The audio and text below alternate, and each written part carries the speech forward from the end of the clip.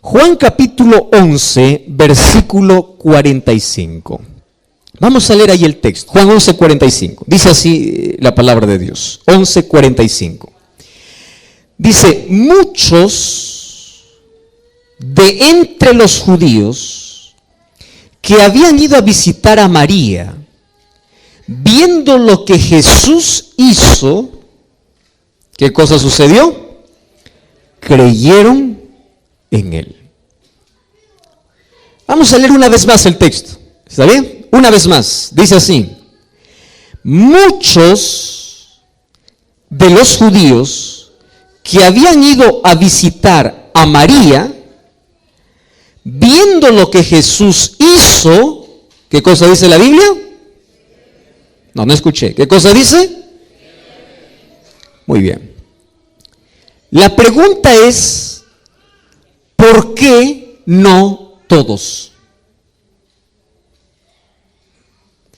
¿Y saben qué cosa es triste ver este final de historia? Yo no sé cuántos finales ustedes esperaron que sean lindos y no tiene un final que ustedes esperan. Miren, todo está preparado para que el final pueda ser feliz. ¿Y el final fue feliz o no? Claro, hubo resurrección, acabó con el dolor, acabó con las preguntas, porque toda la gente se preguntaba por qué Jesús no llegó, dónde estaba Jesús cuando más lo necesitaba, por qué llegó tarde, por qué ahora. Todas esas interrogantes acabaron. Solo que el final de la historia me hubiese gustado que fuese así.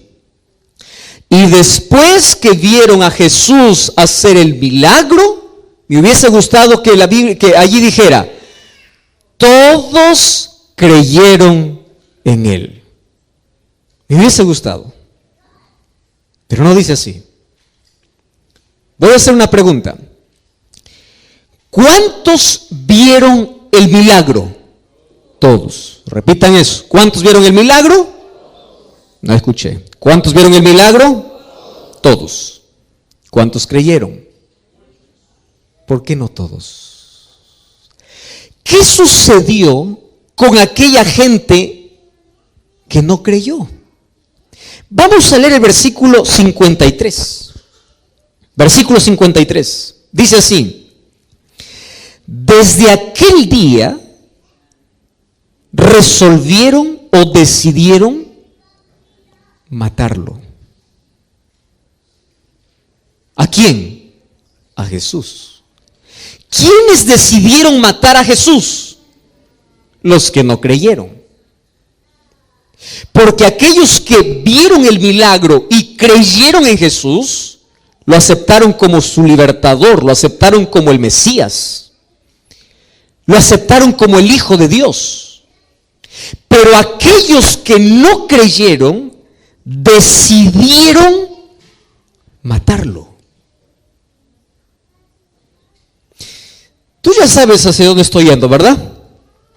El asunto aquí es, ¿crees o no crees? Porque no hay nadie que dice: pastor, yo estoy en medio, a veces creo, a veces no creo. No, es simple. Aquellos que no creen forman parte del otro grupo que toman la decisión de matarlo. Claro, hoy voy a hablar de otras expresiones, pero en la historia bíblica el grupo estaba dividido. Y una de las cosas que a mí realmente me deja con ese sabor agrio, con ese sabor amargo, es que Dios crea todas las condiciones para que el ser humano se salve, y aún así Él decide perderse. El ser humano. Dios hace milagros, te da vida, te da familia, te da trabajo, te restaura, te ofrece perdón, te ofrece salvación, extiende su mano, te dice: yo quiero salir, y tú dices: no, yo quiero alcohol, yo quiero droga, yo quiero placer, yo quiero autodestrucción, yo quiero amargura, yo quiero fracaso, yo quiero dolor. Y el ser humano elige aquello que no le hace bien. Y aquí hay un viejo dicho que dice, ¿no?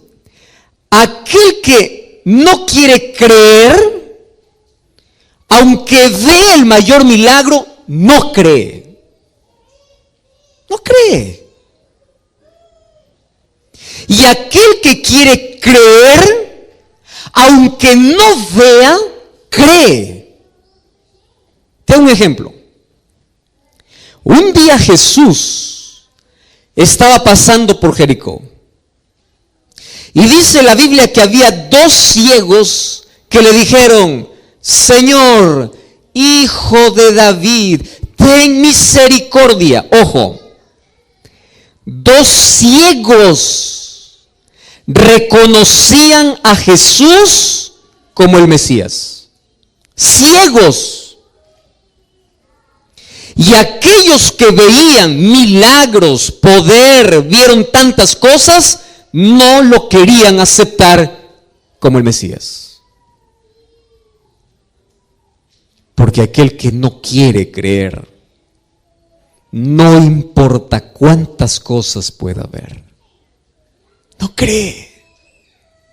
Ahora, muchos creyeron. Me llama la atención esto. Muchos creyeron. ¿Y por qué no todos?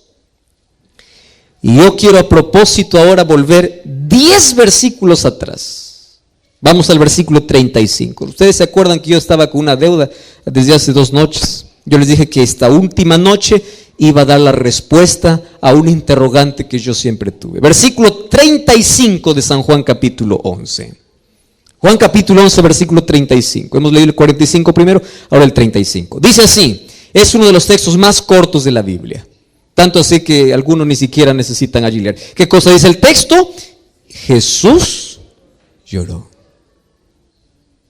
Muy bien, hoy voy a dar la respuesta entonces. ¿Por qué lloró Jesús? ¿No crees que Jesús lloró? Porque ahí estaba Lázaro muerto, estaba detrás de una piedra, estaba con el cuerpo descompuesto. ¿Por qué iba a llorar si sabía que lo iba a resucitar? Tú no lloras cuando sabes que hay solución. Las lágrimas del ser humano es la muestra o de una emoción fuerte, o de una desesperación, o de una angustia que el ser humano enfrenta al ver que todo acabó. Al ver que es impotente, al ver que no puede. Y el ser humano desahoga y llora. Y ahora dice, Jesús lloró, solo que no nos explica el por qué. Y el evangelista empieza a avanzar con la historia. Ahí Juan continúa escribiendo su libro y dice, Jesús lloró, punto. Y de allí continúa con la historia. De ahí le dice, quita la piedra. De ahí le dice, Lázaro, sal. Y de allí continúa con la historia. Y termina allí diciendo, entonces muchos creyeron, pero otros decidieron matarlo. Ahora tiene explicación y respuesta las lágrimas de Jesús. ¿Por qué lloró? Porque él hizo todo, escúchame esta palabra, todo, para que la gente pueda creer. Lo mismo hoy. Jesús hizo todo para que tú puedas salvarte. Todo. Pero la gente no quiere creer. Si hay algo que lastima tanto el corazón de Jesús, es la indiferencia, la soberbia, la terquedad, la rebeldía. Tú ya escuchaste acerca de un amor no correspondido. ¿Qué es un amor no correspondido? Donde una persona hace todo, absolutamente todo, y hasta lo imposible para que la otra persona también responda a ese amor, pero no responde. Hiere. ¿Y tú sabes cuál es el amor menos correspondido en este planeta? Es el amor de Dios para el hombre y la respuesta del hombre para Dios. Hace todo, pero algunos creen y otros lo condenan. La pregunta es, ¿qué hace que una persona crea y otro le condene? ¿Qué hace que pueda existir esos dos grupos? La respuesta es obvia. Hoy voy a hablar acerca de cómo algunas personas tienen el corazón endurecido. Y cuando yo hablo de corazón, no estoy hablando de aquel órgano que late y que bombea sangre, no. La Biblia, cuando habla de corazón, está hablando de conocimiento, de inteligencia, del cerebro, está hablando del asiento de nuestras elecciones, de nuestras motivaciones, está hablando de nuestra mente específicamente. Ahora la pregunta es, pastor, ¿el ser humano puede cerrar su mente a la influencia del Espíritu de Dios? Puede. Y cuando la mente se cierra el ser humano y no da lugar, por más que Jesús llame, por más que levante la voz, por más que haga milagros, por más que haga lo que haga, el corazón se endureció. Solo que para tener el corazón duro, no creas que el ser humano nace con un corazón duro. El endurecimiento del corazón es un proceso en la vida, donde el ser humano va perdiendo la sensibilidad. Vamos a imaginar que un día va para el campo para ayudar a la familia y el padre le da un machete, ¿no? El instrumento para cortar, o le da una pala, una palana para poder trabajar en el campo. Cuando él agarra ese machete o agarra esa pala, va para trabajar. Cuando empieza a trabajar unos 10 minutos, en la mano va a ocurrir algo. Primero va a causar dolor, porque la mano, ¿qué cosa es? Sensible. Y cuando él continúa trabajando, aquí en la mano va a surgir una ampolla. Y si él continúa trabajando, esa ampolla va a reventar. Y cuando la ampolla revienta, nace detrás una piel más dura. ¿Cómo se llama esa piel? Callo. Y cuando la mano tiene callo, tú puedes trabajar todo el día con el machete y la pala y la mano ya no siente más. Porque se acostumbró. Le dolió al comienzo. Pero fue un proceso donde a pesar del dolor continuó insistiendo con la pala. Es solamente una ilustración. En la vida del ser humano es así. Cuando yo me reúno, por ejemplo, con unos muchachos de 8, 9, 10, 11, 12 años. Yo ya hice algunas campañas para menores hace algún tiempo. Me encanta hablar también para niños y contar las historias. Cuando tú cuentas una historia a un niño de 8, 9, 10, 11, 12 años, él se concentra en la historia y tú empiezas a dibujar en su mente. Y finalmente le dices que Jesús le ama. Y cuando tú haces un llamado y dicen, ¿cuántos quieren aceptar a Jesús? Todos los niños levantan la mano. Y si tú preguntas a los niños, ¿ustedes quieren entregar su vida? Quiero. ¿Ustedes quieren bautizarse? Quiero. Todo quiere. Todo lo que tenga que ver con Dios quiere. Pero anda un grupo de 25, 30, 40, 50 años. Y empieza a contar la misma palabra. Empieza a hablar del mismo poder. Empieza a hablarle del mismo Dios y empiezas a trabajar en su razón, en su mente, y el Espíritu Santo está trabajando. Entonces pregunta, ¿cuántos quieren aceptar a Jesús? La mayoría va a levantar la mano. ¿Y cuántos quieren seguir a Jesús? Va a bajar. ¿Y cuántos quieren ser bautizados? Va a bajar. ¿Por qué? ¿Qué hace que en la vida podamos perder la sensibilidad? ¿Qué hace? Hay algunos que pueden decir así, pastor, insensibles pueden ser aquellos que han navegado en las aguas oscuras de la vida. Insensible es un homicida, insensible es un violador, insensible es un ladrón, insensible es una persona que se hundió en el pecado. Te digo una cosa, no, te has equivocado si piensas que los más insensibles están afuera en el mundo perdidos. No. Un día un hombre soberbio, Un hombre homicida, que sus manos estaban manchadas de sangre porque perseguía al pueblo de Dios, se encontró con Jesús y le siguió. Cambió su nombre, cambió su historia, cambió su vida. De perseguidor pasó a ser el mayor predicador. El nombre de este era Saulo, que fue para Pablo. ¿Por qué? Porque tu pasado no condiciona para que tengas un corazón duro. Tu pasado no condiciona. Un día, 2 ladrones estaban al lado de Jesús, cerca de Jesús. ¿Cuál la distancia que había entre su cruz y la cruz de Cristo? No era más de 3 metros. Tan cerca de Jesús. Los dos tenían la misma historia, los dos tenían el mismo pasado, los dos habían robado, los dos eran ladrones, los dos estaban condenados, pero uno reconoce a Jesús.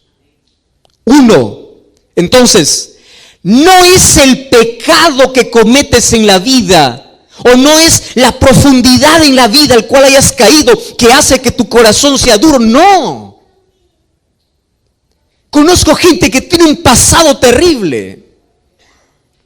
Personas que ya hicieron cosas innombrables en la vida. Que Dios los puede transformar, Dios los puede restaurar. Porque cuando ven la presencia de Dios, la majestuosidad, la gloria de Dios, ellos se rinden ante Dios. Entonces, pastor, ¿quiénes son los duros? Ahora sí te voy a hablar algo un poquito fuerte.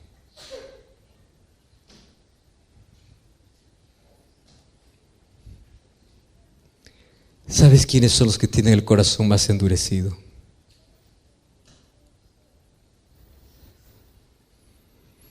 Aquellos que parecen más buenos en esta vida. Incluso aquellos que van a la iglesia.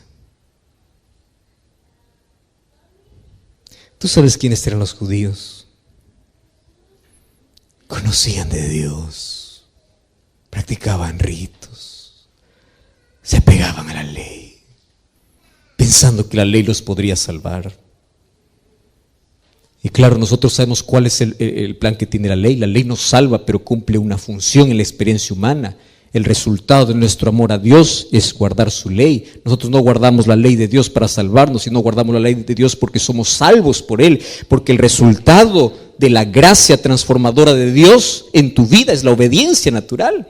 Pero los judíos fueron al otro extremo. Se aferraron a la ley y despreciaron a Cristo. Y ellos tenían el corazón endurecido a tal punto que desde ese día que vieron el milagro de Jesús, decidieron matarlo. Mira, tener el corazón duro no es una cuestión de una persona que tiene un carácter fuerte, una persona que hizo cosas malas en la vida. No, el corazón duro es un proceso. Y aquí voy con la primera característica de aquel que tiene el corazón duro. Escúchame con atención. Corazón duro es aquel que está familiarizado con la voz de Dios, pero no obedece la voz de Dios. Voy a repetir esto. ¿Está bien? ¿Quién es aquel que tiene el corazón duro? En primer lugar, es aquel que está familiarizado con la voz de Dios, pero no obedece la voz de Dios. Y yo aquí estoy hablando para alguien que conoce tanto de Dios, creció en un hogar cristiano, su familia es cristiana, conoce de la Biblia, para una persona que tiene todos los principios en la mente, para una persona que tiene conciencia de Dios, para una persona que conoce tanto para salvarse, pero no se rinde. Y sabes que esa persona puede llegar a endurecer su corazón. ¿Sabes por qué? Porque pierde la sensibilidad. La primera vez que escucha dice: pastor, me encanta, quiero entregar mi vida a Dios, pero todavía no, la próxima vez, ahora no, después, y va jugando con la voz de Dios, hasta que un día escucha lo mismo, el Espíritu Santo sigue trabajando, pero ya no siente más. ¿Quieres para hacerte un ejemplo? Vamos a la Biblia. Éxodo. Queridos, vamos a Éxodo capítulo 10. Sabes que el libro de Éxodo habla sobre la historia de un hombre que endureció su corazón. Y ahora te voy a explicar por qué a veces la Biblia o aquí en el libro de Éxodo dice que Dios endureció el corazón. ¿Fue Dios que endureció o fue Él que se endureció? Vamos a Éxodo capítulo 10. Mira, ven. Cuenta la historia de uno de los gobernantes de aquel imperio que oprimió al pueblo de Israel o al pueblo de Dios, fue Faraón. Tú conoces toda la historia, su rebeldía y todo. Pero me llama la atención 3 versículos. Éxodo 10, versículo 3. Mira lo que dice la Biblia. Éxodo 10, 3. Presentándose Moisés y Aarón delante de Faraón, le dijeron, escúchame lo que dice la Biblia. Así dice el Señor. ¿Qué cosa le dice el Señor? ¿Hasta cuándo? ¿Comprendes esta pregunta? ¿Hasta cuándo vas a rechazar de humillarte delante de Dios? Deja ir a mi pueblo para que me sirva. Pregunto, ¿Faraón escuchaba la voz de Dios? Escuchaba. Moisés y Aarón iban en el nombre de Dios. Y aquí Dios mismo le dice a Faraón, Faraón, dime, ¿hasta cuándo? Ya, vamos ahí, vamos un poquito más adelante. Versículo 16. Miren lo que dice. Entonces se apresuró Faraón en llamar a Moisés y a Aarón y les dijo, pequé contra el Señor vuestro Dios y contra vosotros. ¿Qué les parece ese texto? Es lindo como para decir un amén, ¿verdad? Finalmente uno dice, amén, finalmente el faraón se arrepintió. Él está reconociendo que ha pecado contra Dios. Y viene el versículo 17. Ahora pues yo les pido que me perdonen por mi pecado esta vez, y que ustedes oren al Señor vuestro Dios y quite de mí esta plaga. ¿No les parece un reconocimiento interesante? Sí, ¿verdad? Y puedo decir, wow, amén, aleluya, el faraón se arrepintió. Lee un poquito más abajo. Versículo 20. Y el Señor endureció el corazón de Faraón y no dejó ir a los hijos de Israel. Pastor, pero aquí dice que Dios lo hizo. Préstame atención acá. Esta es una de las discusiones para muchas personas. Dice, Dios lo endureció. No, espera un momento acá. El amor de Dios, la misericordia de Dios, la gracia de Dios, los milagros de Dios funcionan así. Voy a tomar la misma historia que hemos leído de Lázaro. ¿Quién hizo que algunos creyesen y otros no creyesen después de haber visto el milagro? ¿Eso fue decisión divina o decisión humana? Humana. Porque Dios te dio libertad. Ahora, ¿por qué dice aquí Dios endureció el corazón? Vamos a ir por partes. El amor de Dios es como el fuego o es como el sol. Voy a tomar las dos ilustraciones. Cuando tú colocas fuego y colocas una olla de agua hirviendo y tú colocas allí una papa, escúchame aquí con atención, colocas una papa a una olla de agua hirviendo, dentro de 5 a 10 minutos, ¿cómo está la papa? Blanda. ¿Cómo entró? Duro. ¿Cómo salió? ¿Qué hizo? ¿Quién hizo eso? El fuego. Si tú traes un huevo frágil, ¿verdad? Colocas al mismo fuego donde la papa se deshizo, ¿qué sucede con el huevo? Se endurece. Pero tú puedes decir, es el mismo fuego. Es el mismo fuego. El sol puede derretir la cera, o puede endurecer la arcilla. Y en el ser humano es así. El mismo milagro a algunos les puede endurecer y a otros hacer creer, pero no es un asunto de Dios, es asunto de elección humana.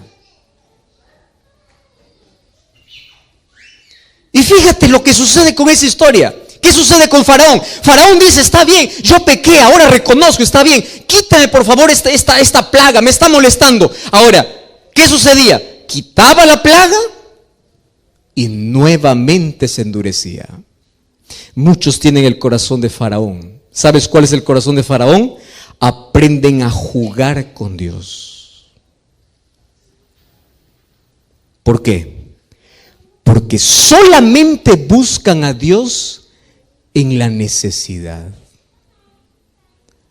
Pasa la necesidad y dan la espalda a Dios. Tú ya viste una persona que está en problemas, por favor oren por mí, una persona que tiene algún enfermo, o una persona que está enferma, ore por mí y yo después voy a servir al Señor. Esa persona se sana y vuelve a su vida. ¿Quieres un ejemplo más claro?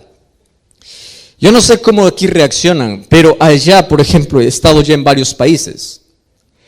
Cada vez que existe un terremoto, estoy a contar una historia, me parece una de estas noches. Cada vez que existe un terremoto, hasta aquel que dice ser ateo va a orar.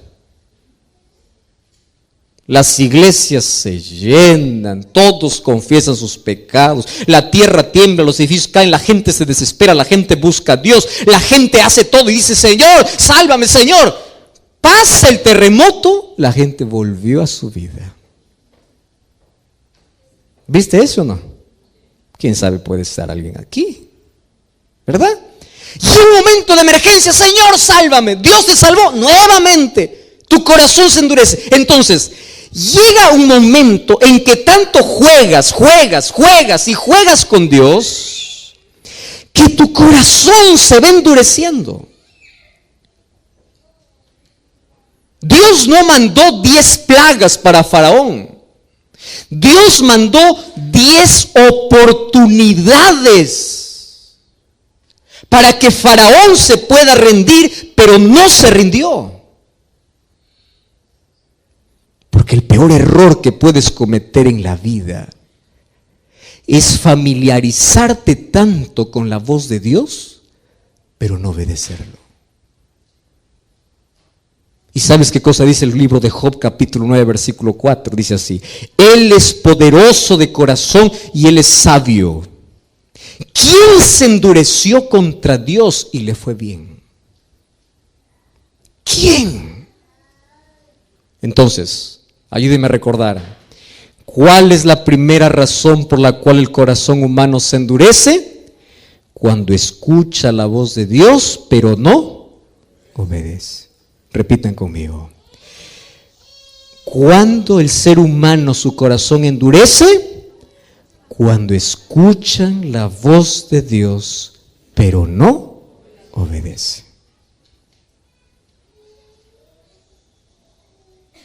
Y cada vez te distancias más. Y Dios te sigue llamando, pero tu corazón está más cerrado.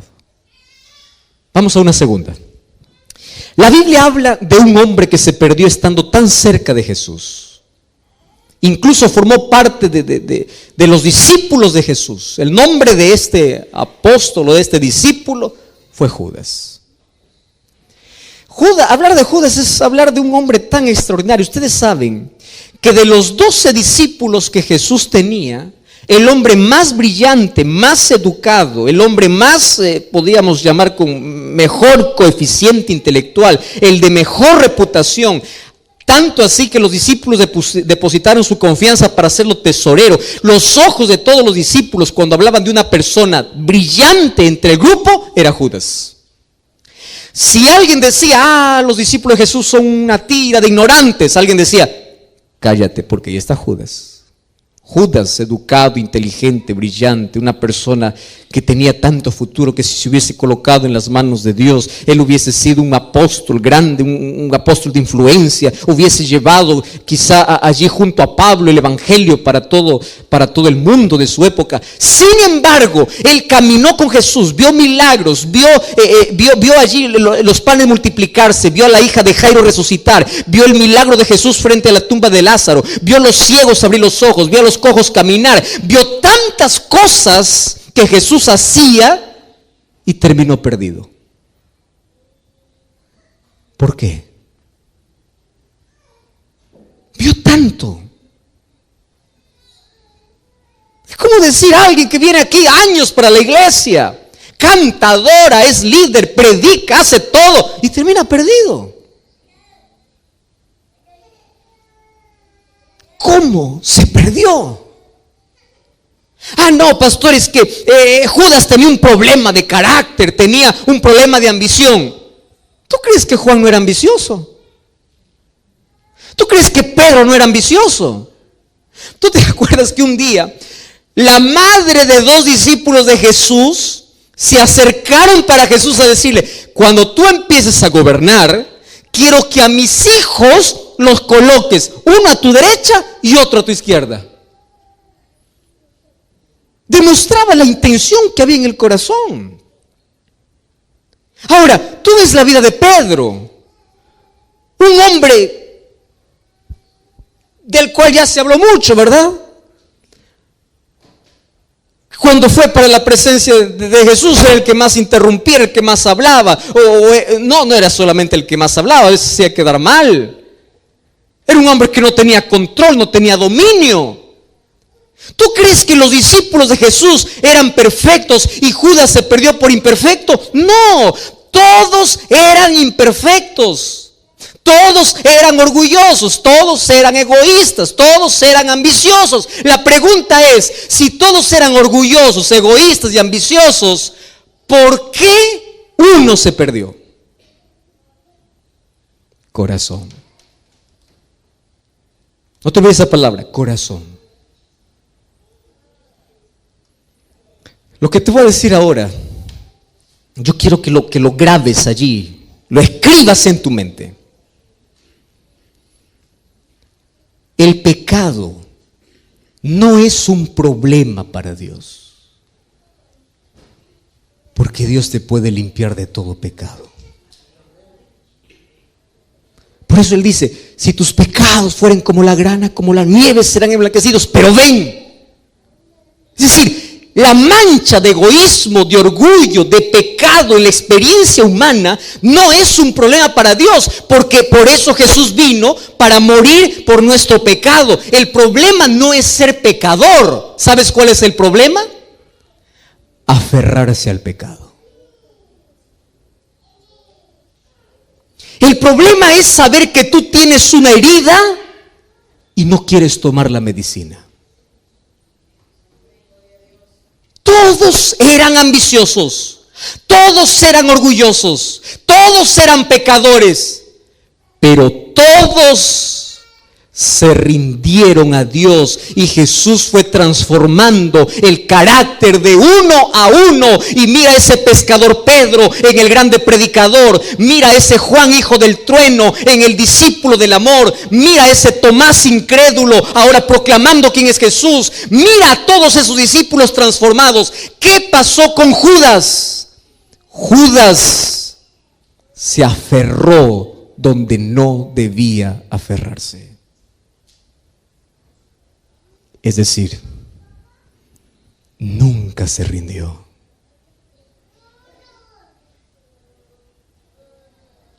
Queridos amigos, yo estoy hablando aquí esta noche para alguien que ya asistió a muchas campañas de evangelismo, para alguien que conoce de Jesús, para alguien que ya está estudiando la Biblia, para alguien que sabe que es la mejor decisión que debe tomar en la vida. Estoy hablando para ti, que decidiste dejar el seno del Padre por andar allí en la inmundicia del mundo y hoy descubres que no eres feliz allá, pero te da miedo regresar, porque te da miedo que los hermanos de la iglesia te miren indiferente, te da miedo que Jesús no perdone tus pecados. Déjame decirte una cosa, vuelve, ven a Cristo. El problema para Dios no es tu pasado, porque Él puede arrancar las páginas más oscuras de tu vida. El problema no es que tu vida esté destruida por el pecado, porque Dios lo puede construir para su reino. El problema es que tú no quieras, es que tú no sueltes aquello que tienes que soltar, es que tú no decidas hoy volver. Es que escuches tanto la voz de Dios, te acostumbres a escuchar y a escuchar tantos llamados, pero no estás dispuesto a ir y a rendirte delante de Dios. Ese es el problema. ¿Cómo se endurece el corazón? La segunda razón es cuando tú te aferras donde no tienes que aferrarte. No te aferres al pecado, aférrate a Cristo. Él puede transformar tu historia, Él puede cambiar tu vida. Por eso la invitación de Jesús es así: si oyeres hoy su voz, no endurezcáis vuestros corazones. ¿Tú sabes por qué en la Biblia no existe mañana? Porque el mañana es un misterio que no sabes si lo vivirás. Apocalipsis 3:20 dice así: he aquí estoy. No dice estaré. ¿Qué cosa dice? Estoy. Porque la salvación en la Biblia es un llamado urgente y presente. Esta noche tengo una pregunta para ti. Y la pregunta es: después de haber visto tantos milagros en la vida, ¿cuál es tu actitud? ¿Creer o condenar? Esa respuesta lo tienes tú. Si hay una de las cosas que más me entristece, es imaginar el rostro de Cristo bañado en lágrimas, donde Él hace todo, absolutamente todo para salvarte, pero tú eliges perderte. Si tú eres padre, vas a comprender por lo menos un poquito qué significa llorarle a un hijo para que cambie y él no cambia.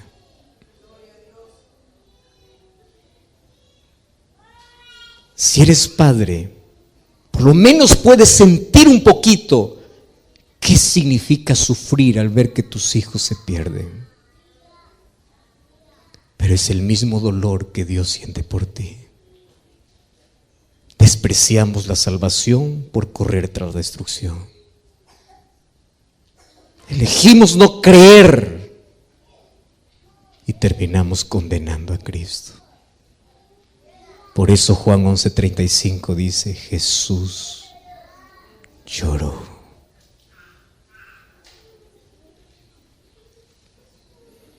Hace algún tiempo escuché una historia de un muchachito que vivía en una de las tribus allá en el África, muy pobre. Pobre. No tenía ninguna comodidad, vivía casi en la intemperie. Y allí un día llegó hasta una de esas tribus un misionero, un pastor. Empezó a hacer una campaña, le gustó tanto al ver de que los niños se reunían y le llamó tanto la atención allí un morenito que siempre estaba adelante, tratando de cantar, tratando de entender todo lo que este pastor, este misionero decía. Hasta que un día le dice: mira, a mí me gustaría que tú puedas venir conmigo, yo te puedo dar educación, yo te puedo dar todo. Y él le dice: pues puede hablar con mis padres. Fueron a hablar con los padres y los padres dijeron: nosotros no tenemos cómo sustentar a este niño, si usted quiere puede llevarlo. Sin embargo, él es nuestro hijo, lo amamos mucho, más también queremos su bienestar. Aquel misionero tomó al niño y lo trasladó hacia una ciudad, le dio educación, el niño fue creciendo, tenía un buen coeficiente intelectual, era inteligente, empezó a aprobar todos los cursos. Un día fue creciendo y a medida que fue creciendo y viendo tantas comodidades a su alrededor, empezó a olvidarse también de su familia. Y después de algunos años él escribe una carta y él ya tiene una novia donde él le había dicho: mira, yo vengo de mayores comodidades, donde él se avergonzaba en sí de su origen y él hacía creer a todo el mundo de que él venía de una familia muy acomodada. Un día envía una carta allí para sus padres y allí les dice: miren, yo me voy a graduar, yo voy a ser un maestro. Y los padres, como no sabían ni leer, buscaron un intérprete al ver de que allí leía la madre, o la madre le dice allí a su esposo, el esposo le dice al esposo: yo necesito ir a ver a mi hijo, va a celebrar uno de los mayores logros en su vida, es nuestro orgullo, nuestro hijo. Y el esposo le dice: pero no tenemos dinero y tienes que viajar. Dice: no importa, yo voy a hacer un sacrificio. Ustedes saben el amor de madre. Agarró allí, o tomó el primer día, fue allí de camino durante todo el día, solamente con una cantinflora de agua. Y allí tuvo que atravesar aquel desierto y débil llegó hasta otro lugar donde alguien le ofreció un servicio de caminar por aquel desierto en un camello, en un animal para que pueda llevarlo hasta la ciudad. Y fueron 2 días casi de agonía bajo ese sol caliente, bajo aquella arena que hierve, y a la distancia pudo divisar la ciudad. Y allí el poco dinerito que había juntado durante toda su vida, lo colocó allí en su seno la madre y dijo: lo primero que va a hacer cuando vea a mi hijo es correr, es abrazarle. No lo vi tanto tiempo, yo lo amo, no pude darle lo mejor, pero yo lo amo.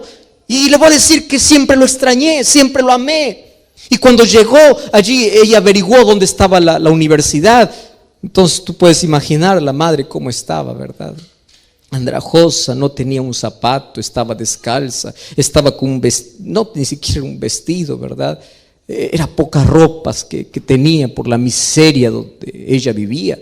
Y de pronto, cuando llegó a la universidad, allí este muchacho vio que en la distancia se aproximaba alguien que parecía ser de su tribu. Y aquel día era el día de graduación. Y aquel día fue donde todos tenían que celebrar. Y él era uno de los alumnos más brillantes. Y él se fue, se escondió y dijo: yo hoy día no voy a salir. Hasta que el rector se dio cuenta de todo eso. Y en aquel día donde estaban entregando las diplomas para todos, en aquel día le dicen a este muchacho: nosotros tenemos una sorpresa para ti. Y todos estaban en silencio. Y en ese momento se abre el telón y aparece la madre. Y corrió allí para el cuello de su hijo y empezó a llorar. Y le dijo: hijito, yo viajé 3 días solo por verte. Y este muchacho se acerca al oído de la madre y le dice así: maldita mujer, ¿por qué viniste a verme? Yo no soy tu hijo. Viniste aquí para poder avergonzarme delante de todos mis amigos en una de las ceremonias más especiales de mi vida. Y aquella madre se abrazó del hijo y le dice: yo vine porque tú eres mi hijo. Tú eres mi hijo. La historia cierra diciendo que esta madre de regreso murió en medio camino. Pero no le mató la debilidad, no le mató cruzar un desierto. Lo que le mató fue la indiferencia de haber hecho tanto por ver a su hijo y sentir el rechazo de su hijo. Nuestra actitud es así. Un día Jesús viene a tu vida y mientras tú estás trabajando, mientras estás en el mejor momento de tu vida y dice: yo morí por ti, yo hice todo por ti, yo te sostengo, yo te doy vida, yo hago todo, hice milagros, hoy te doy vida. Y yo vengo, quiero darte todo. Y a veces nuestra actitud es: sal de mi vida, yo no te necesito. Y nuestra arrogancia y nuestra dureza de corazón nos lleva a la mayor destrucción de la vida. Queridos, no hagamos llorar a Jesús. No hagamos llorar a Jesús. Nuestra incredulidad, nuestra arrogancia y nuestra dureza de corazón rasgan el corazón de Dios. Él hizo todo por salvarte. Todo lo que tienes que hacer es rendirte. Ven a Jesús.